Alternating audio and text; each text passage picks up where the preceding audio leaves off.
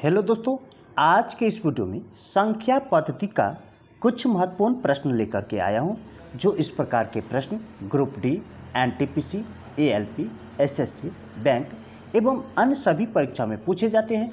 तो वीडियो को अंत तक जरूर देखिएगा, बहुत ही मजा आने वाला। तो चलिए प्रश्न की ओर चलते हैं। देखिए प्रश्न है, यदि किसी पिज्जा के 2/3 भाग का मूल्य 300 रुपया हो तो पिज्जा के 3/5 भाग का मूल्य क्या होगा। ध्यान से समझिए, इस भाग का मूल्य 300 रुपया है, तो 300 रुपया को ऊपर में रखिए, ठीक। और ये 2/3 से, इसी से ये रिलेटिव है, संबंधित है, तो 2/3 से क्या करना है, भाग देना। तो भाग देंगे 2/3 से, तो देखिए 3 ऊपर जाएगा, 2 नीचे आएगा। तो यहाँ पर देखिए 3 ऊपर 2 नीचे, और हमें निकालना है 3/5 भाग का। तो 3/5 भाग से गुना कर दीजिए, ठीक। तो देखिए कितना आता है, देखिए 5 से 5 छक्के 30, 0, 2 से ये 30। अब सभी को गुना कर दीजिए, तो देखिए ये हो जाएगा आपका 3 तिया 9, 9 तिया 27, 270 रुपया।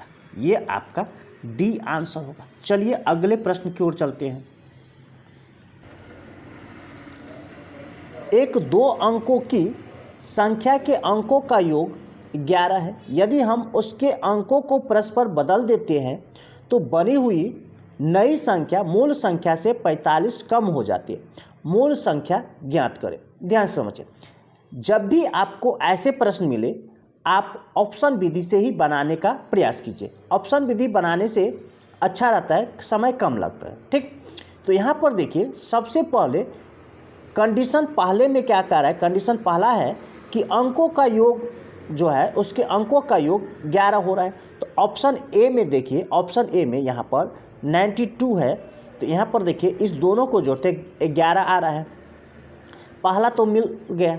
अब कह रहा है कि इसके अंक को परिवर्तन करने से क्या होता है, मूल संख्या से 45 कम हो जाता है। तो अगर स्थान परिवर्तन कर देते हैं, यानी इकाई को दहाई बना देते हैं, दहाई को इकाई बनाते हैं, तो यहाँ पर देखिए ये 29 हो जाएगा, ये 92 है, और ये इधर आ जाएगा इस स्थान पर, और ये इधर आएगा, तो कितना 29 हो गया। अब देखिए 92 से ये 45 कम होना चाहिए, तो 92 में से 45 कम कर लीजिए, तो 29 आना चाहिए। तो देखिए 12 में से 5 तो 7, 8 में से 4 तो 4, 29 नहीं आ रहा है, तो ऑप्शन ए आपका नहीं होगा। अब ऑप्शन बी पर आइए।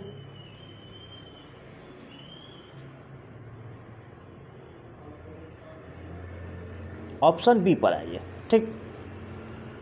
देखिए यहाँ पर 56 है, 5 और 6 11 आ रहा है। दूसरा कंडीशन, अगर इसको हम बदलेंगे तो 6 इधर आएगा, 5 इधर आएगा। तो देखिए इससे ये 12 है, जबकि यहाँ पर कह रहा है नई संख्या मूल संख्या से कम है, तो मूल संख्या से तो ये ज़्यादा हो रहा है, तो बी ऑप्शन भी नहीं होगा। इसी प्रकार से ये देखिए, ये 11 तो हो रहा है, 6 5 11, लेकिन यहाँ पर 56 होगा, तो यहाँ पर देखिए इस दोनों का अंतर 45 नहीं हो रहा है, ठीक। तो ये ऑप्शन भी नहीं होगा। 83 में देखिए 11 हो रहा है, और इसमें देखिए 3 इधर आएगा, 8 इधर आएगा, ठीक।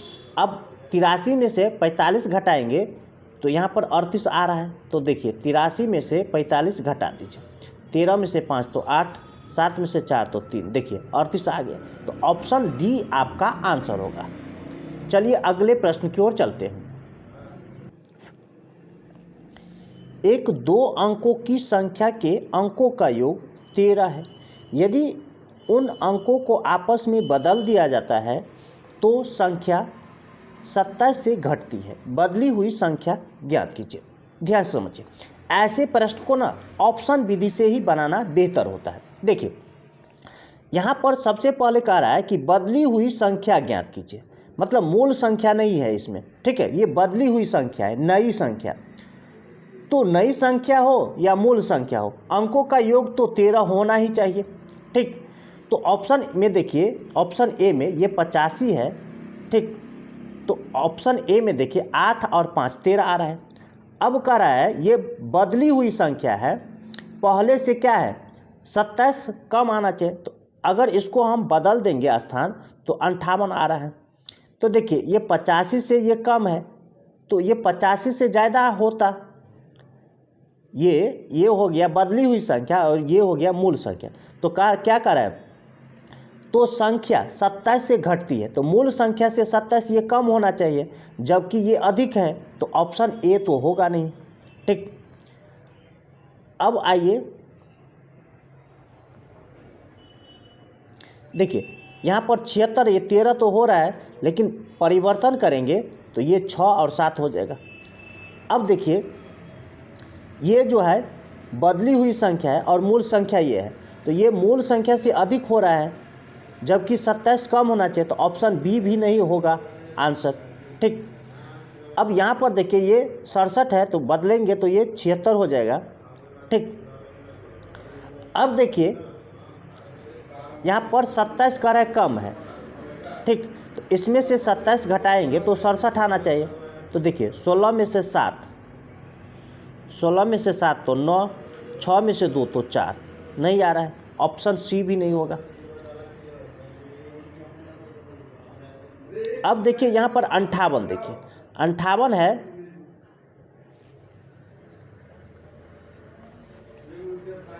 तो ये 85 हो जाएगा।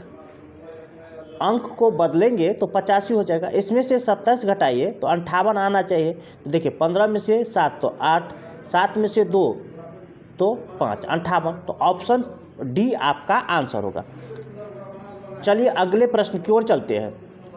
1/4 और 1/2 के मध्य की एक परिमेय संख्या ज्ञात कीजिए। ध्यान से समझिए, दो संख्याओं के बीच अगर मध्य परिमेय संख्या निकालना है तो दोनों को जोड़ दीजिए और आधा कर दीजिए। तो यहाँ पर देखिए 1/4 प्लस 1/2 को जोड़ के आधा करना है, तो पहले इसे जोड़ लीजिए। तो यहाँ पर देखिए 4 2 का लघुत्तम 4 होगा, 4 से भाग देंगे तो 1, 1 से 1 को गुना करेंगे तो 1, प्लस 2 से भाग देंगे तो भागफल 2, 2 दूना 4, 2 2 1 2, तो 2 बराबर 3/4।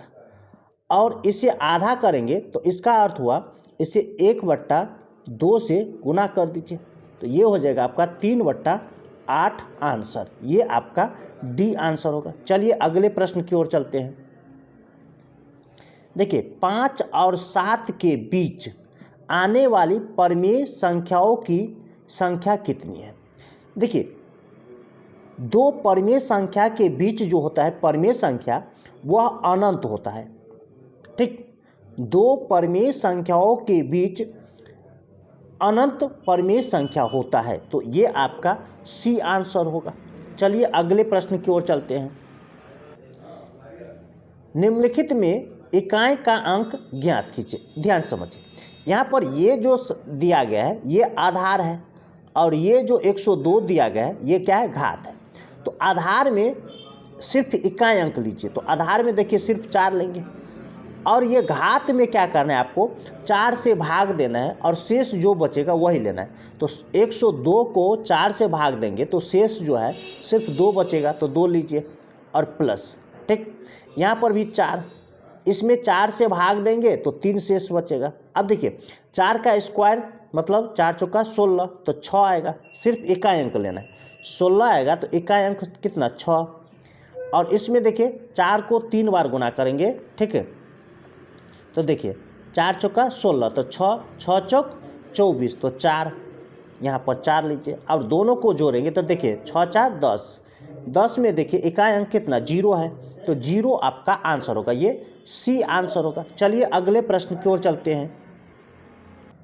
देखिए इसके गुणनखंड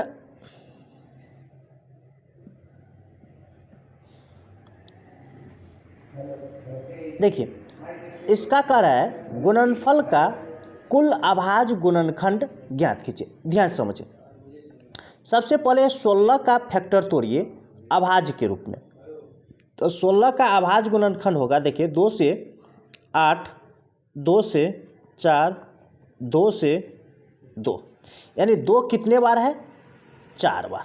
ठीक, और एक चीज़ और ध्यान दीजिए, यहाँ पर देखिए, अगर x का पावर a है और फिर इसका पावर b है तो हम लोग जानते हैं कि x का पावर a इंटू बी हो जाता है। तो यहाँ पर देखिए पहले से पावर जो है 7 है, तो यहाँ पर 4 गुने 7 कर लेते हैं, ठीक, गुने 27 का तोड़ेंगे तो देखिए 27 का फैक्टर तोड़ते हैं तो देखिए 3 से 3 नंबर 27, 3 से 3, यानी 3 का पावर 3 और गुने ये पहले से पावर है तो 6 हो जाएगा, ऐसे ही गुने 5 का पावर 9, ठीक। अब देखिए इस दोनों को गुना करते तो 7 चौक 28 और इसको गुना करते तो 18 और ये 9। अब सभी पावर को जोड़ लीजिए, सिर्फ 28, 18 और 9 को जोड़िए, ठीक। तो देखिए 8 8 16, 16 और 9 25, हासिल 2, 2 और 2 4 और 1 5, यानी 55 होगा। कुल अभाज्य गुणनखंड की संख्या कितना? 55। ये आपका सी आंसर होगा। चलिए अगले प्रश्न की ओर चलते हैं। इसके कितने गुणक विषम संख्या है? ध्यान से समझिए, इसका विषम गुणनखंड की संख्या निकालना है। तो यहाँ पर देखिए ये 2 का पावर 9 है, मतलब 2 क्या है? सम है, तो इसको छोड़ दीजिए, सम वाला को छोड़ दीजिए। अब विषम वाला को पकड़ना है। तो यहाँ पर देखिए 3 का पावर 5 है, तो यहाँ पर इसके पावर में 1 जोड़ दीजिए। तो 3 का पावर 5 है, यानी 5 में 1 जोड़ेंगे तो 6, ठीक, गुने देखिए 5 का पावर 4 है तो 4 में 1 जोड़ेंगे तो 5, गुने 7 का पावर 6 है, 6 में 1 जोड़िए तो 7। अब सभी को गुना कर दीजिए, ठीक। देखिए 6 पंचे 30, 30 सत्ते 210, यानी विषम गुणनखंड की संख्या 210 आपका आंसर होगा। ये आपका सी आंसर होगा। चलिए अगले प्रश्न की ओर चलते हैं।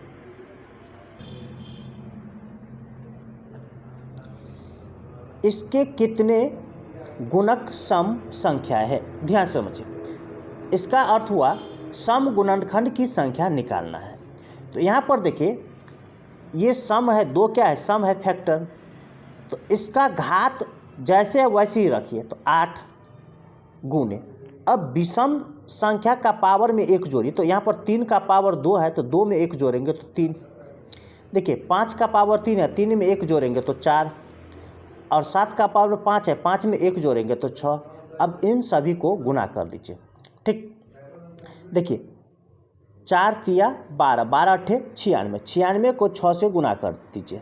तो देखिए 6 छक 36 का 6, हासिल 3, 6 नंबर 54 और 3 57, यानी 576 आपका आंसर होगा। सम गुणनखंड की संख्या बराबर, ये आपका सी आंसर होगा। चलिए अगले प्रश्न की ओर चलते हैं।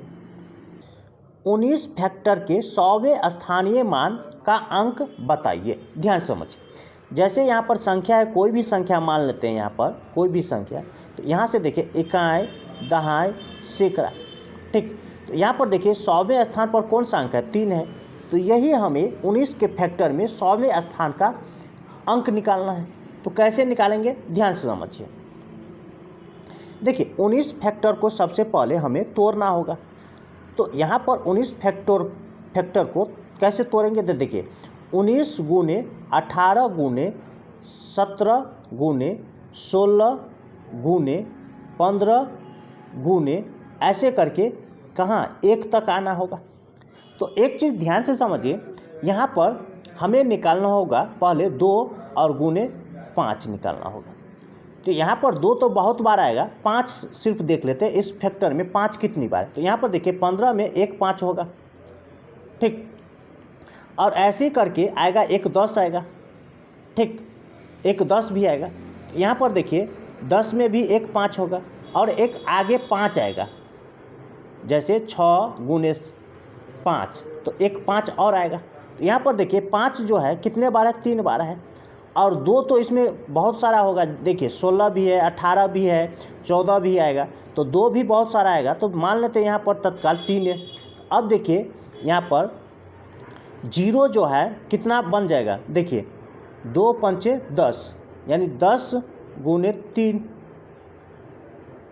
ठीक, 2 पंचे 10, 10 का पावर 3 बराबर कितना 1000, यानी सैकड़ा स्थान पर 0 आएगा। कितना आएगा 0। ये आपका ए आंसर होगा। चलिए अगले प्रश्न की ओर चलते हैं। एक स्कूल पिकनिक के समूह में 2/9 भाग वयस्क थे और वयस्कों की तुलना में बच्चों की संख्या 95 अधिक थी। वहाँ कितने बच्चे मौजूद थे? ध्यान समझें, यहाँ पर 2/9 में कह रहा है कि ये जो है वयस्क थे। अब ये टोटल संख्या है, 9 टोटल संख्या है, तो 2 में से 9 घटाएंगे तो बच्चे कितना हो जाएगा 7 हो जाएगा। अब देखिए यहाँ पर क्या कर रहा है कि वयस्कों की तुलना में बच्चों की संख्या 95 अधिक थी।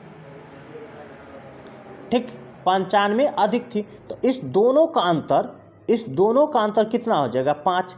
यह 5 जो है 95 के बराबर हो गया, तो 95 को 5 से भाग देना है। हमें क्या निकालना है, यहाँ पर देखिए बच्चों मौजूद थे, यानी कितने बच्चे मौजूद थे। तो यहाँ पर देखिए ये तो टोटल था, तो ये वयस्क की संख्या है, तो 9 में से 2 घटाएंगे तो बच्चा, और इस दोनों का अंतर 5 आया, तो यह देखिए वयस्क और बच्चों दोनों का अंतर 5 आया, तो यहाँ पर अंतर 95 था, तो 95 को 5 से भाग दिए।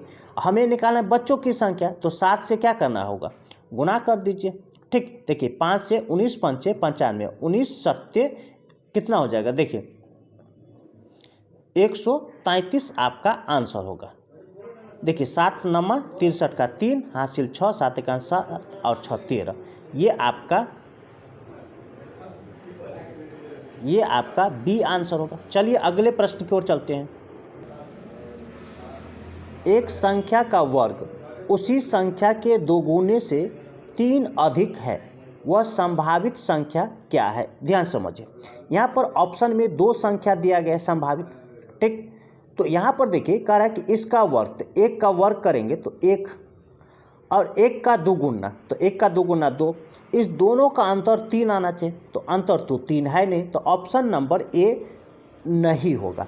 ठीक, ए नहीं होगा। अब 3 में क्या चेक करना, अगर 1 हो ही नहीं रहा है, 1 का वर्ग और 1 का दोगुना 2, तो इस दोनों का अंतर 3 नहीं हो रहा है, तो ऑप्शन ए नहीं होगा। ऑप्शन बी में भी नहीं होगा तब, क्योंकि 1 ही है यहाँ पर। ऑप्शन सी में देखिए, ठीक, ऑप्शन सी में देखते तो देखिए 1 का वर्ग करेंगे तो 1, और इसका दोगुना करेंगे तो यहाँ पर -2 हो जाएगा। इस दोनों का अंतर 3 आ रहा है। ठीक, यहाँ पर अंतर कैसे लेंगे, देखिए 1 माइनस और यहाँ पर -2 है। ठीक, तो यहाँ पर देखिए 1 माइनस इंटू माइनस तो +2 बराबर ये 3, देखिए अंतर 3 आ गया। ठीक, अब क्या करना है ध्यान से समझिए। अब यहाँ पर इस 3 का वर्ग करेंगे तो देखिए 9 आ रहा है। ठीक, इसका दोगुना करेंगे तो -6। देखिए इस दोनों का अंतर 3 नहीं आ रहा है, इस दोनों का अंतर 3 नहीं आ रहा है। कैसे, देखिए 9 माइनस इंटू -6, देखिए 9 माइनस इंटू माइनस +6 बराबर अंतर कितना हो जाएगा 15, तो ऑप्शन सी भी नहीं होगा। अब ऑप्शन डी में देखिए। ठीक,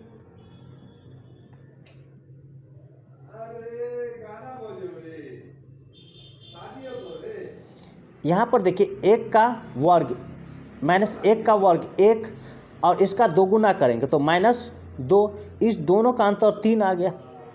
अब यहाँ पर देखिए इसका वर्ग तो 9 और इसका दोगुना करेंगे तो 6, इस दोनों का अंतर कितना 3, मतलब ऑप्शन नंबर डी आपका आंसर होगा। चलिए अगले प्रश्न की ओर चलते हैं।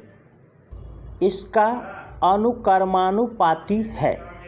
सबसे पहले इसे तो हल करना होगा, तो हल करके देखिए कितना आ रहा है, तो देखिए ये 30 10 या 30 तो 9 प्लस 15 दूना 30 8 दूना 16, ये हो जाएगा आपका 25/30, 5 25 5 6 30, 5/6।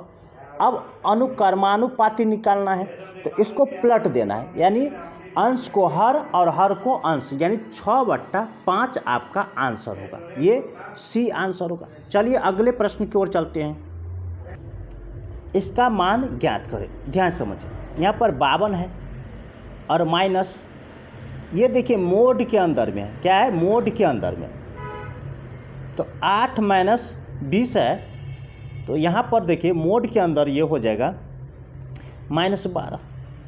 अब कई लोग क्या करते हैं यहाँ पर देखिए, ये तो 52 है ही और माइनस इंटू माइनस प्लस करके 12 यहाँ पर जोड़ देते हैं, ठीक, जो यहाँ पर 64 होगा और ऑप्शन नंबर डी टिक कर देते हैं, जो ये क्या है गलत है। यहाँ पर सही आंसर कैसे होगा ध्यान समझिए, यहाँ पर 52 ठीक, और ये माइनस है तो माइनस, और मोड के अंदर रहने पर क्या होता है, अगर निगेटिव मान है तो वहाँ पर पॉजिटिव मान ही लेते हैं। तो यहाँ पर -12 का अर्थ हुआ सिर्फ 12 ही, ठीक, और ये माइनस पहले का माइनस है ही, यहाँ पर ये माइनस जो है प्लस हो जाता है, तो +12। अब देखिए 52 में से 12 घटाएंगे तो कितना 40, यही आपका आंसर होगा, ये बी आंसर होगा। ऐसी ही ट्रिक पाने के लिए हमारे चैनल को सब्सक्राइब कीजिए, लाइक कीजिए और अपने दोस्तों के साथ शेयर जरूर कीजिए। फिर मिलते हैं अगले वीडियो में, तब तक के लिए धन्यवाद।